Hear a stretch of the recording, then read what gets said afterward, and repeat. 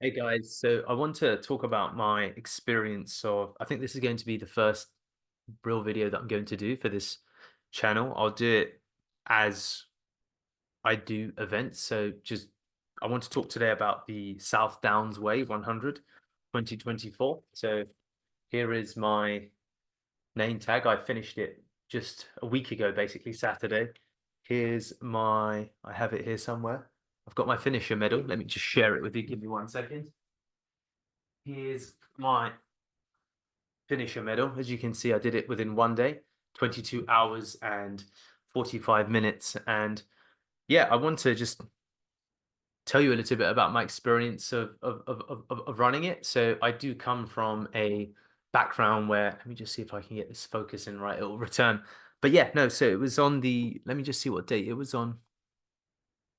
So the 8th of July, sorry, the 8th of June last week. It's a 100-mile run. I think it's literally just slightly under, maybe 99.6 miles or something like that, they said. But my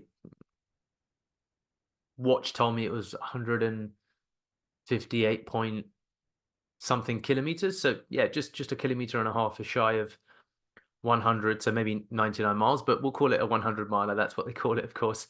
Anyway, so yeah, I did that and it took 22 hours, 45 minutes. So I was really pleased with the distance. It was my first time running that distance. The furthest I've run previous to that was the MUIT, I think, is it called? It's the Madeira, MIUT, Madeira Island Ultra Trail. I've got a tattoo for it. That was my first proper ultra, if you will. I think that's 115 kilometers and maybe 7,000 something 400 meters of elevation gains. That was a lot more hills, but that was over 10 years ago. So I'm here to talk about the South Downs Way and to just talk about my experience of running it. So we got really lucky with the weather conditions, to be honest with you. So it was cloudy, maybe 15, 17 degrees. And what I'll try and do is I'll pass this on to one of the team and they can show you different bits of the run based upon different runners' videos.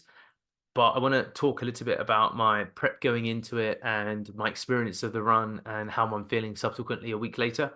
So in terms of my prep going into it, it's the first time that I've ever used so I'm 37 years old and I have never had a running coach has helped me prepare for an event before. So I got a running coach back in, I think, November of 2023, and I used an app called the VO2 app, I think it's called. Let me just have a look at the name of the app. Bear with me. Yeah, V.O2. It's a fantastic app, by the way, and there's a coaches, I think, marketplace there where you can find coaches. So I got this guy called Alexei, this Ukrainian guy from Poland, and you can get coaches, I think, anything from, I don't know, 30 to $100 a month. It's fantastically cost effective, and what they do is they'll work with you via your Garmin or whatever watch you prefer. I mean, previous to this, I was just running with Strava, and then I switched to Garmin upon his actual recommendation, and then I got the VO2 app, and we'd sync all of my runs with Garmin to VO2, and then he'd upload running plans each week and ask me to leave feedback based upon how I felt for each run. So yeah, just really good. So as I think about the Centurion 100, the South Downs Way 100, I think a couple of things. So I felt really good going into that run, and I felt really good during the run. I mean, I am tired, but I've came out of it with no real problems, and I managed to finish in, as I said, a relatively decent time, given it was my first time, and I did it solo, no support crew, 22 hours 45 minutes. There's of course people that do it much faster, but it was my first ever time using a running coach. So one of the things I think is key for me is having a coach who can help you build a program. And it seems so obvious, but I mean, certainly for me, having run since I was really, in terms of my first marathon, I think it was maybe 22 years old, and it's been 15 years, and I've never had a running coach go from start of a training program all the way to the end and dynamically updating it based upon how I felt and things that were happening in my life. So that was really quite a big thing. So having a coach is key for completing a 100-mile run. I'm going to focus upon the South Downs Way run. So it's you start at 6 a.m. And in previous years, I think they've started earlier than that, and you run 100 miles, and in total, there's 3,800 meters of elevation gain. The halfway point to a degree is considered to be Washington. So I'm going to just go ahead and grab the outline on the phone so I can just then talk you through it. Bear with me. Centurion Races, South Downs Way. And yeah, no, just amazing run. It's part of the World Gran Canaria World Trail Majors, apparently. Yeah, the South Downs Way 100. I mean, you buy it before, and you get. I got this also. I should be wearing it, really, shouldn't I? So, well. Anyway, I'm not wearing it, but yeah, there you go. There it is. So it's I'm gonna go ahead and put it on right now. So in terms of I mean, the course record for a male is 14 hours and 3 minutes. Mark Perkins, which is just incredible. 14 hours and 4 minutes, basically. And I finished it in 22 hours. So 8 hours later, it would be good to go back and do that run again. But yeah, as they say, it's a 100-mile non-stop foot race, taking in the entire South Downs Way. And yeah, it's beautiful. It says there's rolling hills, ancient forts, picturesque villages, and yeah, it's definitely, if you train for it, I mean, that's a bit banal, but if you do train for it, it's definitely a run that you can. There you go, cool. It's definitely a run that you can comfortably finish. I definitely, going into it, one of the so one of the big keys, I think, having a running coach, training and preparing for that run, and making sure you don't overtrain.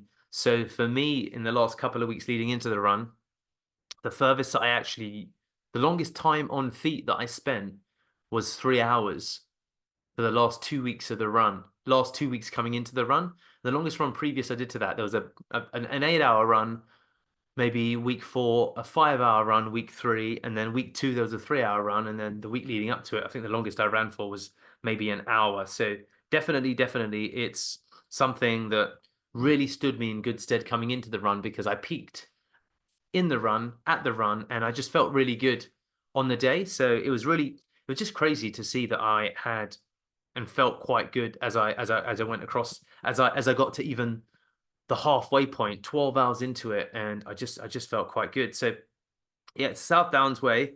And then as I look, yes, it's 100 miles, 3,800 meters of elevation gain. The cutoff is 30 hours. Yeah, the entry fee was a couple of £100, so £215. The course is marked. So whilst they'll tell you that and then there is, of course, a kit list in terms of maps, in terms of, I mean, we got lucky with the weather that made it easier, but I think that if you've got, I mean, it's my first time doing that distance, but I mean, you have to, you'll be fine if you apply your common sense. You have a good light for the evening, and you're always going to be around runners. I think it probably gets more challenging if you're not as fit, so therefore you're perhaps further at the back. So there's more gaps and distance between you and potentially some of the other runners. So that's something that I think probably is where it becomes more important to understand the navigation and stuff. But when you're running through the night, and even with your lights, you can see the fluorescent tags that they have. They have tags and arrows at each of the actual sections. So yeah, it's pretty straightforward to get to navigate. I never needed a map. I never needed a compass. I never needed a whistle. I never needed a security blanket. I had all of those things with me, but there weren't things that I really required for the run as such. So as it says, yes, 15% road, 85% trail. There's not, I mean, there's bits of road across it. It is mostly trail, but I mean, weather permitting, it wasn't a difficult trail. I do think, of course, if you experience a lot of rain, it's a bit of a different thing. So I did get away with having road running shoes. So I used Asics Nimbus, I think, and I didn't have any issues with that, but probably trail shoes are ideal depending upon the weather. I use road shoes, the shoes that I run in every day, and it was fine. I think that one of the other things is, depending upon the training that you've had leading up into it, if you've trained and it's been, and you've had a good training, let's say season or run up to it, then not changing anything in terms of your processes, I think quite an important thing. It's one of the things my coach Alexi really leaned into me about, saying, you know what, don't change anything, just do exactly as you've been doing. So that was definitely something that I think was key. Now, if you want to run this race, the South Downs Way 100, then I would say that it is true that you need to complete a minimum of 50-mile distance race. So I hadn't within 15 hours, okay, between Jan 2020 and race day. So I mean, that's within the last couple of years, but I'd not done anything since COVID. So that meant that I needed to do a qualifying race. But what's interesting is that it was really important and good that I did that qualifying race, because that actually got me ready for this. So just make sure that you've done a qualifying race. I did a 100K run around Bargolofino, which is a park in Turin. I live in Italy, and I actually flew back for the event, even though of course I'm British. I'm from London. But yeah, that was something that you just need to be mindful of, that when you go into, or you break into the 100-mile territory, they are looking for evidence that you can go that distance or something to that effect. So that's just something to be mindful of. So also, yeah, there is something called the Grand Slam, which is the 4 100-mile events. That's something that you can. This is one part of it. So there's some other runs that you can do. So that's just something to be mindful of. So the race starts at the Matterley Bowl. I found, in terms of my experience of getting there, we drove up on the morning. I say we drove up. I actually got an Uber from basically from near Heathrow. I think it cost about £80. So I mean, it depends. There's a trade-off. You will end up spending more or probably the same for accommodation depending upon what you do. So it was £80 there, and then it cost me maybe, I'm just thinking about it, about £120 coming back. So 210 quid. You can probably do better by. I mean, there's different cases, but it starts at Matterley Bowl, and then when you get there, just be mindful that part of it isn't on Google Maps, because you start off in I think a private estate where the car park is, so it's not that easy to navigate with Google Maps. You just have to watch out for the signs, but it's pretty well signed. You'll see a big Centurion flag, and then you just go down via some fields, and yeah, the race starts at 6 o'clock, and you have a well, on our race there's a loop right at the beginning, which is, it's pretty, I mean, it's pretty straightforward at the beginning because you're with a bunch of runners, so there's no issue. You just run around in a big circle around the estate basically, and then you head off out of the farm and start going through the South Downs. So that's just something that is something to be mindful of. The cutoff is 30 hours, but you shouldn't. I mean, if you think about it, 30 hours, 100 miles, that's just over 3 miles an hour, which means that that's 1 mile every 20 minutes. You can walk a mile probably in 15 minutes. So you have a generous cutoff time to make sure that you get through. But that's not something that I'd really concern yourself with. But there's decent aid stations. So that's one of the other things to know about the event, that they've got pretty well stocked aid stations. So you could get by. Now I took I'll show you actually, because I think I had too much kit that I took with me. I took one of these bags. It's Quechua. Everyone seems to be wearing Salomon, but this was the bag that I took, and maybe I'll make another video with the bag. But you'll see that it's got some flaps here on the side, so you kind of, if I put it on, you'll see what I mean in terms of the way that it fits, and it was definitely good enough for the run, to be honest with you. So no issues and challenges with it. But it's there was a camel pack. I think you just saw it there sticking out there. You can just see if I can grab it. So there's the oh, there you go. Took out the whole camel pack. But this is what I used, and then I had, let me put that across. This coming across.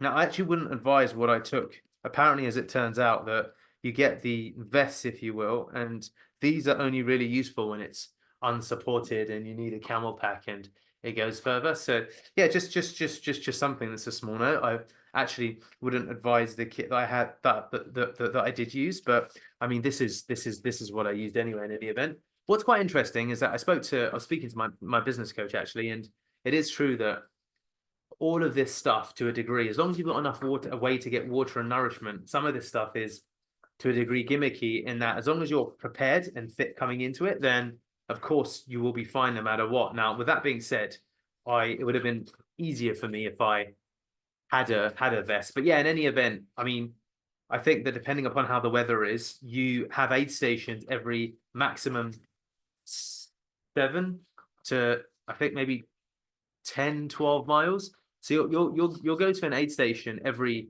couple of hours, basically. And I say every couple of hours, every 1 to 2 hours. So you can have no problem with nourishment in general. So that's just something that is something to be mindful of, because you can easily probably maybe bring too much. I kind of bought some stuff that I never really used, but as you go through the event, you are getting, well, the aid stations are good, is what I'm saying. They've got hot food as you get further down the line, especially once you get to a halfway point, which is basically kind of Matterley Bowl. And yeah, leading up to that, let me just have a look at some of the stops if I look at the route on the course page. So bear with me. Yeah, so you start on Matterley Bowl and trying to find the actual aid stations, but yeah, I think that it's Matterley Bowl is a big point at the middle. I said, sorry, Washington is the what's considered to be the middle. It's about 54, 56 miles in or something like that. And I'd say that you can definitely and that'll be 56 miles in, depending upon your speed, it'll be at least for most people at least 10 hours in, I'd say, because you're over 56 miles. So, during that journey, there's plenty of aid stations, and you get like you get vegan sausage rolls, I think you get meat sausage rolls, you get oranges, bananas, you get food fundamentally. So I definitely was well fed enough through the whole event. And I think one of the important things is just to be mindful of not necessarily overeating as such. But yeah, in terms of the run, it's the second half, I'd say, in terms of elevation gain, is definitely tougher than the first half. Now, there's runners that knew the each section of the race, and they recceed parts of the race, meaning that they came, drove down, ran a part of it just to get a sense of it, and that was for them very useful going into the race. I have been very fortunate, and this is a big thing I think that relates to your preparation. Where I live in Italy, I live at the top of quite a steep hill on a lake. So going up and down from the lake to my house, it's got really sharp gradients. So I think that the training and the access to hills that you have is obviously going to really be helpful for hill running. So I'll run right from the bottom all the way to the top here, and it'll take me probably 25, 30 minutes of I say 25, 30 minutes. It probably does do, in fact, but decent amount of hill running. So I'd say that that's gonna keep you or stand you in really good stead when it comes to fundamentally the hills. So just continuing. So yeah, it's look, I think that there's in terms of terrain, there's road, you cross busy roads, there's grassland, there's gravel paths, there's they say huge variety of terrain types and underfoot conditions can vary. They say the downs are primarily composed of chalk, which means yeah, it's pretty dry to be honest with you. But there are lots of loose stones and rocks. That's definitely true. I kicked up stones several times. It's really bloody hurt my feet. So there'll be some parts of the trail where there's chalk paths, and you'll notice some of the more experienced guys are running on the grass. I didn't really realize that until I kicked a bunch of loose stones and it hurt. So it's just something to be mindful of. You'll pass fundamentally sheep farms, cattle farms, pig farms, which is quite interesting, but you will pass livestock with their babies. So it's just something to be mindful of. You see some signs saying that and stuff, but yeah, through the night, you'll see sheep that are literally on the path sat down. So you need to kind of run around them and stuff. So that's just something to be mindful of as well. Naturally, as it gets dark, it becomes a bit of a different race. But I mean, I found it pretty cool. But just bringing a powerful enough light is really important because I met a guy along the way, and it was quite clear he didn't have a light that had a strong enough lumens. They talk about like at least 75. So just get something that's double in terms of lumens. You could go onto Amazon and just find something that's super powerful. But he wanted to use my running light alongside him to help him run, especially downhill because that's when you can, of course, pick up some pace. But that didn't really work because I was having to artificially slow down so that we could run in step. So that's just something that I think clearly some people do struggle with. So it's just something to be mindful of. I will say that one of the other problems with the camel pack, thinking about kit actually, is that when you have a camel pack, you fill this thing up with, like you can fill it up to my one fills up to 2 liters. But it's annoying because I can't. So some of the guys had water on the front in their like their vests, and this doesn't. So I couldn't see how much water I was consuming, and then I ran out from one checkpoint to another, and I had to borrow some water from Peter, lovely guy who was next to me. So I would say that, in hindsight, that you now one of the other problems, of course, to a degree, but I mean it's not a problem, but I would rather do the Vess bottles there, soft flasks in there, and you can then just fill them up at the checkpoints. And they have I forget what they have. They've like a sports drink. It's not Duralite, is it? Neutralite, something like that, as well as obviously water.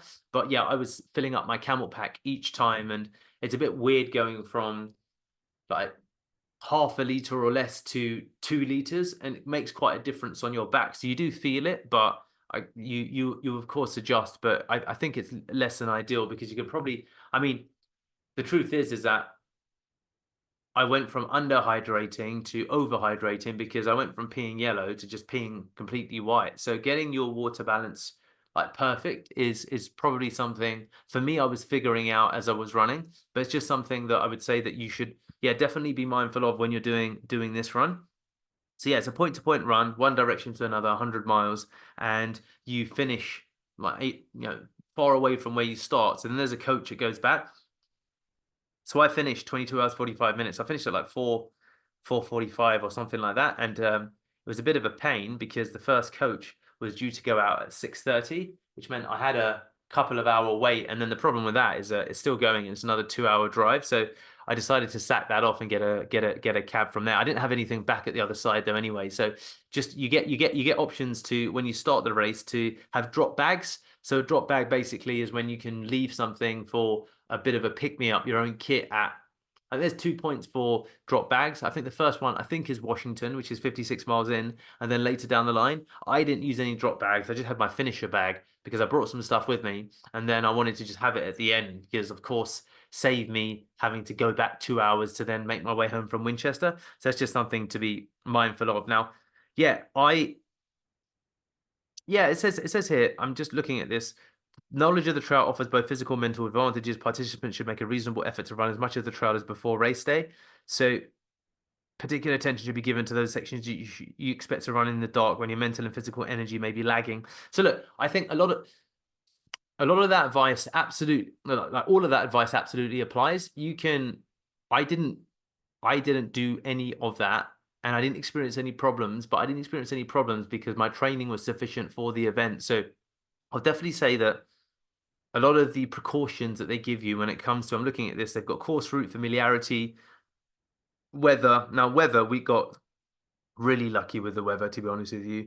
It wasn't wet. I think it being wet can change a lot of things when you're going downhill because you can slip and slide. And certainly through the night, especially when it started getting lighter, and then I took my light off, but then we go through a little bit of a forest, woodland patch, and it was dark because it was all covered by woodland. And then I slipped over a couple of times. So there's some definitely dodgier or more trying bits as you go. Well, as you get into the night, focus becomes a lot more important, I think. So I do agree that knowledge of the trail is definitely going to help you. So I think that if you have that opportunity to do it, then do it. Can you get away with not doing it? Yes, you can. Did I do it? No, I didn't. Had I had the time or opportunity, would I have done it? Maybe, probably not, to be honest with you. I'll be honest. I'm happy enough with the hills where I am and what I run. Obviously, practically, I live in Italy, so it's a bit of a different thing, but you can get away with it. Now, the year before, 2023, I was told it was like one of the hottest days of the year, like 25 plus, basically, which is basically 10 degrees hotter than how we ran. That's a completely different race, okay? I think that if you run with a lot of heat, then it changes the nature of the run entirely. So I think that would have made it a lot tougher. And I'd say that if you are running and the weather looks to be on either side, like a lot of rain or a lot of heat, I would say that getting used to hot weather running is really important. The amount of water that you intake then a camel pack probably isn't such a bad idea because you can just aim to drink it all from checkpoint to checkpoint, which means that if you're doing a checkpoint to checkpoint 10 miles and you're doing maybe 5 miles an hour, then you obviously then can, and you'll be slower than that, but a liter per hour is a good way to think about it, which means you can just aim to finish a camel pack from point to point. So in conditions where it's really hot, I do think that a camel pack probably is quite useful, but in conditions where it's really cold, then you're not going to sweat as much. You're not going to need quite as much water. But then you need trail running shoes. So the more I talk about it, I think that the luckier I have been in some ways. So that's just something to be consider. So I know it talks about yeah, it's true. 8 stations, because I'm looking at the instructions they've got here, and I'm just giving you my opinions on it. The 8 stations that they've got. So it says here, even if it's hot, hydrate. If it's cold, hydrate, fine. The aid stations are positioned such that the water is available at regular time intervals. Always make sure that you have the capacity to carry enough to cover the distance to the next aid stations. So that's absolutely the case. And having an electrolyte tablet per fill up, I think, is important. I actually ran out of electrolyte tablets and I borrowed one from another guy, which is fine. It's the kind of thing that you'll get from a runner easily. So, and I managed to also, have some water from someone, from Peter. So thank you, Peter, and thank you, I think, random American dude who gave me an electrolyte tablet. The trail markings are clear. Don't think you'd now a map's mandatory. I do think it's important that you have the map. On occasion, course markings may be removed or vandalized, or they might not be able to play signal at a critical turn due to unusual signs. Yeah, so I'd say there were a couple of instances where the actual course signage had dropped down or just changed for whatever reason. So I struggled to find it once or twice where I'd literally stopped at night and I was thinking, is it this way or is it that way? And then I kind of trusted my gut and then I quickly see another course marking. So there are moments where that does happen. And if you're in a moment like that, I'd say just go a minute and a half down and then come back up. If you've not seen anything, come back the way that you came. So it is your responsibility to ultimately follow the course. So yeah, look, you on a race with this race, you can have a crew. I'd recommend having a crew, to be honest with you. I'd recommend having like cheerleaders, if you will, people that can support you. You can have runners who can help like run with you, like a pacer, that's a word. And I did see some pacers as I got into the night and I got past the, I don't know, 60, 65 mile mark. I began to see a couple of people with pacers, which was quite nice to see, to be honest with you. It was really funny when I saw a guy and he was running uphill. He was running past me. I was like, wow, well done, man. He's like, dude, I'm a pacer. Not the same thing. And he was an Indian guy as well. And I was like, oh, an Indian guy, cool. But then, like maybe an hour later, I passed him with this guy. So yeah, it's just interesting. You will see pacers. If you're a pacer, I'd recommend, that it's a cool thing to do, and do get people to support you. I was meant to have my buddy Scott come, and unfortunately he couldn't. He had to cancel literally last minute, which meant that I went up by myself, which wasn't great for the nerves, made me worry going into it. But you've got such a great community of trail runners when you do it that it's lovely running. I ran with a guy for 10 hours basically, Peter. So that was pretty cool to basically, yeah, run for 10 hours with one guy. So thank you, Peter, mate. I'll get this video across to you, dude. And yeah, no, it'd be cool. You'll see people along the way. It's true trail etiquette. I'm just looking at this, that you will see. It says here, hikers, mountain bike riders, horse riders, other runners. It's very true. We actually had a different race that was the same day, which is like half marathoners. So they were doing halves and maybe 10Ks, and they were running parts of the same trail as we were. So we actually like, were on the same path for a bit. And then you see other people out for a run or a cycle, and people kind of know what you're doing. It clearly is relatively well known, but people are just saying good luck, good luck, good luck. Obviously, you have this so people can see that, okay, well, South Downs Way 100. You must be out running. So yeah, just something to be mindful of. So yeah, that's just something ultimately to be mindful of when it comes to that. So yeah, just let me have a look then. Also, other things that I think are quite useful for the South Downs Way 100. So fully charged mobile, that's true. I managed to make my phone, my Garmin, the latest Garmin's. Now it lasted and it got to 3% after 22 hours. So I think that Peter is right that the Garmin's and the way that they do the GPS, I think he has something called an Enduro, but they track you live the whole way, whereas his Enduro will check in, drop out every, I don't know, 100 meters or so. And it means his watch can last like 50 hours or something silly like that. Whereas my one was down to 3% by the time I was finished. So I think that that's something that's going to definitely be a considerate. So for this run, I mean, had I gone all the way to 30 hours, it probably would have died. So I do think that that's something I need to consider, that I'm going to need a different run, a different watch for longer races. And that's just something for you to be mindful of, that look at the battery life of the watch that you have for the race and make sure that it can last the whole way. And if it can't, then you probably just need to get a different watch. So that's just one thing to be mindful of. The mobile phone lasted the 23 hours. I had it on aeroplane mode for pretty much most of the race, and that really extends battery life, to be honest with you. So that's just my quick tip: have your battery on aeroplane mode for most of the way. Water bottles and bladders capable of carrying a minimum of 1 liter. See, I had my bladder, 2 liters. Bladder was fine. Survival blanket I didn't use. Waterproof jacket I did have, but so just make sure it says Gore-Tex or similar minimum 10,000 millimeters and must have sealed seam. So I didn't know what that was, and to be honest with you, I had to Google it on the morning to look it up. But it's sensible to have a waterproof jacket basically, and a light one, and one that you've run with before, because otherwise you're going to run into trouble. Whistles if you're in trouble. Primary light source minimum 75 lumens, required from Washington only. Now they won't. I think if you're in trouble, they'll do a kit check. I think that's probably how it works. If you're doing quite well and you seem strong, they're probably not going to kit check you. That doesn't mean that you shouldn't bring your kit, bring everything, but it's just something to consider. Backup light source minimum 25 lumens, required from Washington only. Yep, you'll need a second light source. I'd agree with that, absolutely. Long sleeve base layer or fleece top, absolutely. It gets colder once the weather, once the sun sets. The sun set, I think, in the end, maybe around 9, but then it got really dark at 10. So then towards 10, I put my base layer on, as well as put my headlights on. And then the race is cupless. So that's something to know, that the race is cupless. So you need to basically make sure that you bring your own cup. So let me just show you what I mean by that. You get oh, do I have it? Do I have it? Let's see if I can find it. I'm just checking in here so I can show you the cup that they refer to. So these are your soft flasks, right? So that's cool, and they just can hold them, and they're quite good, and they're 500 ml, as it says 500. So that's just something that's pretty cool. Then this was the light that I used, which was fantastic, rechargeable, and yeah,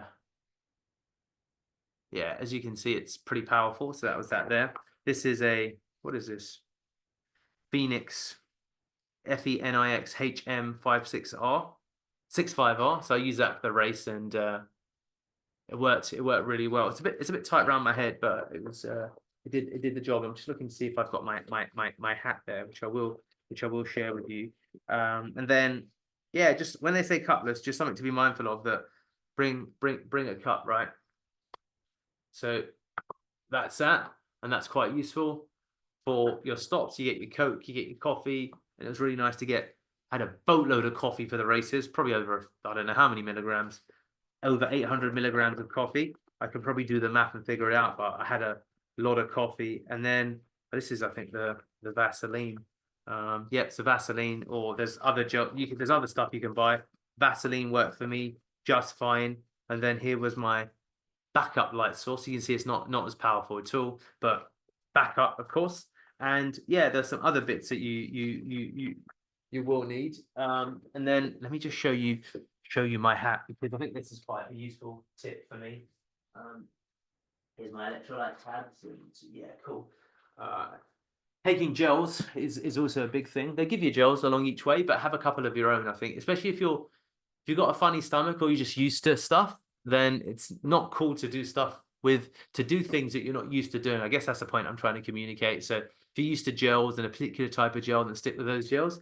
And this, I got a lot of looks because of this hat. It's a funny hat. It's my wife's hat, Daniela's hat, but I like it. It covers me from the sun all the way. I can put my Bluetooth headphones. It can piss down with rain, and they still stay dry. So I just wear this for all my runs now, to be honest with you. So I would actually recommend hats like this, as opposed to, hang on, let me just find it. As opposed to hats like this, or hats where they have the flaps, because you get your back covered and stuff. The flaps, I think, work quite well probably, but they can literally flap against your rear. It depends how comfortable you are wearing hats. I wore hats the whole way, and I could easily wear hats the whole day, to be honest with you. So I'd recommend that. So they're just some additional comments. So no, the run, I think, as we go back to it, you finish in a stadium. I mean, I will get some photos shared as I share bits with the team. So hopefully in the edit you'll see all of that. But you finish in Eastbourne, maybe it's Eastbourne Tennis Club or Sports Track. But you have a stadium finish where you run around the last 400 meters, which is quite nice.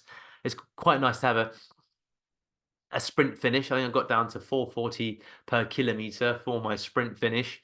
And then as you finish, you also go down some quite steep forest hills and trails, and they're quite narrow. So it's quite easy to fall over if you're not careful with your footing. So I don't know what the grades are, but it gets more technical right at the end, certainly as you get right towards the end, as you come off the South Downs Way. And there are bits where if you're not careful, you can actually, I think if you take the wrong way, because you come off the South Downs Way and you go in a different direction. They speak about this quite a lot. But I mean, honestly, if you just follow the arrows and the signs as well as the other runners, you should be fine. All of this becomes problematic if you think you're going to get close to the cutoff. If you're going to be a cutoff runner, which is fine, then I think that all of this becomes a lot more prominent, top of mind in terms of things that you need to be mindful of when it comes to those pieces. So yeah, in summary, I really enjoyed the run. I think it's a fantastic run. I'd absolutely recommend that you do it. This is the South Downs Way 100, as you can see. Comfortable run, and yeah, no, I hope this has been useful to you. And I'll try and do my best as I do longer runs, big runs, to just upload videos. All right, thank you.